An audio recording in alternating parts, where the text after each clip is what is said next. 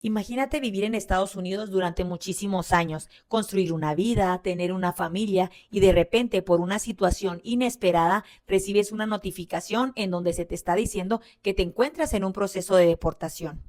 El miedo, la incertidumbre y la desesperación se apoderan de ti.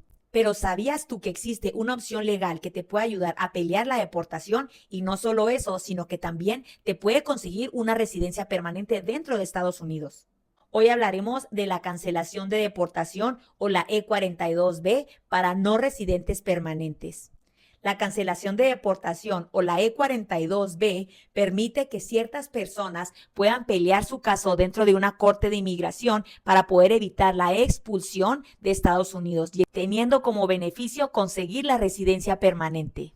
Para que tú puedas solicitar la cancelación de deportación a través de la aplicación E-42B, es necesario que tú cumplas con ciertos requisitos que establece la Ley de Inmigración de Estados Unidos. Estos requisitos pues no son negociables realmente y cada una de las personas que son los solicitantes a la cancelación de deportación tienen que demostrar con pruebas contundentes que cumplen con cada uno de estos requisitos. No basta con simplemente decir que calificas, sino tienes que comprobarlo de manera sólida frente a un juez de inmigración en Estados Unidos. A continuación te voy a explicar cada uno de los requisitos a detalle para que tú puedas saber si calificas o no para la 42B, asimismo que puedas empezar a obtener o a conseguir las pruebas que necesitas. El requisito número 1 es la presencia continua dentro de Estados Unidos por al menos 10 años. Uno de los criterios más importantes es que el solicitante debe haber vivido en Estados Unidos al menos una década antes de que inmigración lo pone en un proceso de deportación. Esto significa que si, por ejemplo, al día de hoy tú recibes una notificación en donde estás siendo puesto en un proceso de deportación ante una corte y tú cuentas con 9 años de haber entrado a Estados Unidos, entonces no eres elegible. El requisito es tener al menos 10 años de presencia física y esto debe ser comprobable. Y pues, ¿cómo podremos demostrar nuestra presencia física continua dentro de Estados Unidos por al menos 10 años? ¿Con qué documentos? Te voy a poner aquí algunos ejemplos. El número 1 pueden ser recibos de arrendamiento o contrato de arrendamiento, ya sea de una casa o de un departamento. Número 2, puedes incluir también facturas de servicios públicos como de agua, de electricidad, de internet. Número 3, citas médicas o documentos médicos, ya sea con recetas, con citatorios médicos, con carta de algún médico, con un expediente médico. El número 4 es muy importante, ya que además de que te va a dar prueba de presencia física, también te va a dar prueba de buen carácter moral. Y esto es las pruebas de que tú has pagado impuestos. Y por último, pudiera ser también como una carta de trabajo o un Employment Verification Letter, así como earning statements o recibos de nómina. Aquí es muy importante, ya que con tus recibos de nómina puedes comprobar mes con mes tu presencia física dentro de Estados Unidos. El segundo requisito para que tú puedas aplicar para tu cancelación de deportación a través de la E-42B sería el buen carácter moral. ¿Y qué quiere decir esto? Aquí es necesario que te dé dos listas diferentes. La primera es factores con los que tú puedes comprobar tu buen carácter moral. Y la lista número 2 son factores con los que puede verse afectado tu buen carácter moral. La número 1, no tener antecedentes penales o récord criminal. La número 2, ser una persona trabajadora y que cumple con sus obligaciones fiscales.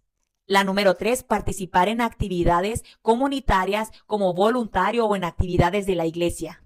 Y por último, tener una reputación positiva dentro de tu comunidad. Y esto se puede comprobar con cartas de empleadores, cartas de recomendación de vecinos o inclusive cartas de recomendación de líderes religiosos. Ahora bien, la lista número 2 de la que hablamos es de los factores que pueden afectar tu buen carácter moral. Y esta, por ejemplo, es si tú tienes récord penal o antecedentes criminales, tales como robo, violencia doméstica, DUI, fraude o cualquier otro, aunque sea un delito menor. La número 2 es mentir en solicitudes de inmigración o hacer fraude migratorio. En inmigración, hacer un fraude de este tipo o mentir en alguna situación o en alguna aplicación la cual tú hayas hecho es realmente grave y es casi imperdonable. Te cuestionan y ellos saben realmente cada detalle de lo que has pasado. Otro factor que puede afectar a tu buen carácter moral es la evasión fiscal o no haber pagado los impuestos tanto del Estado así como federales. Y por último, no pagar o evitar el pago de la pensión alimenticia si es que existe una orden judicial para hacerlo. Aunque alguna persona haya cometido errores en el pasado y tenga algún tipo de récord, esto no quiere decir que de forma inmediata va a ser descalificado. En algunos casos puede argumentar que se ha rehabilitado de su buen carácter moral. Sin embargo, es muy importante que sepas que esto va a depender muchísimo de la discreción del juez de inmigración. El requisito número 3 es no haber cometido ciertos delitos. Esto es relacionado con el requisito anterior y este punto es clave, ya que no todas las personas que tienen récord penal inmediatamente van a ser inelegibles. Sin embargo, existen ciertos delitos que van a descalificar automáticamente al solicitante. ¿Cuáles son esos delitos que descalifican automáticamente al solicitante? Los delitos graves como asesinato, tráfico de drogas, robo con violencia, así como los delitos de trata de persona o posesión de pornografía infantil. Y por último, haber hecho fraude con inmigración o tener en posesión ciertos documentos que sean falsos para poder obtener un beneficio migratorio. También es muy importante mencionar que existen delitos menores que también pueden afectar la solicitud, como son un DUI o un robo menor o hurto en tiendas o también un delito de violencia doméstica. Por eso es muy importante que puedas consultar un abogado que los pueda revisar, que pueda revisar todos los detalles, sobre todo cómo terminaron los casos, cómo es que quedó en el récord, para ver si tú aún así, teniendo este tipo de récord, puedes calificar o no, ya que aunque los tengas en tu récord, no necesariamente van a afectar tu solicitud de la cancelación de deportación. El requisito número 4 es de igual manera sumamente importante para poder lograr tu aplicación de cancelación de deportación. Y el requisito número 4 estamos hablando que es el demostrar un sufrimiento extremo hacia un familiar que sea calificado. Sin duda, este es el requisito más difícil de cumplir y es por el cual muchas aplicaciones de cancelación de deportación son rechazadas. Y esto es porque no solamente con decir que el familiar calificado va a demostrar que tiene un sufrimiento, sino que este sufrimiento debe ser un sufrimiento extremo y este tiene que ser comprobable. El sufrimiento debe ser un sufrimiento extremo o inusual, no solamente con decir que dependes económicamente o emocionalmente de esta persona, ya que de esa manera puedes sentir cierto sufrimiento con cualquiera de tus familiares que es deportado. Por eso es que se tiene que demostrar un sufrimiento extremo y poder valorar ciertas cuestiones para poder demostrarlo. Ahora bien, ¿quiénes son los que califican como un familiar afectado a través del cual se puede hacer una 42B? El solicitante tiene que demostrar que su deportación va a causar un daño extremo a una persona que sea ciudadano americano o residente permanente. Y estos pueden incluir un cónyuge que sea ciudadano americano o residente permanente, hijos menores de edad que todavía estén dependiendo de su papá o de su mamá, y por último, los padres que son ancianos o que ya dependen económicamente de ti o que tú estés a cargo de ellos. Te voy a dar 3 ejemplos de 3 situaciones distintas para comprobar un sufrimiento extremo. El primer ejemplo es un hijo el cual tiene alguna enfermedad y requiere estar yendo a controles médicos, a cirugías, a tratamientos y económicamente está dependiendo de su papá que está en un proceso de deportación. Un cónyuge que tiene cierta discapacidad y que depende financieramente del solicitante. Y el número 3 es, por ejemplo, padres enfermos o ancianos que dependan 100% del solicitante. Es fundamental poder respaldar este argumento con pruebas médicas, con testimonios de expertos, con documentos financieros. Esto es para poder probar el sufrimiento extremo al que estaría expuesto el familiar calificado si el solicitante llegase a ser deportado.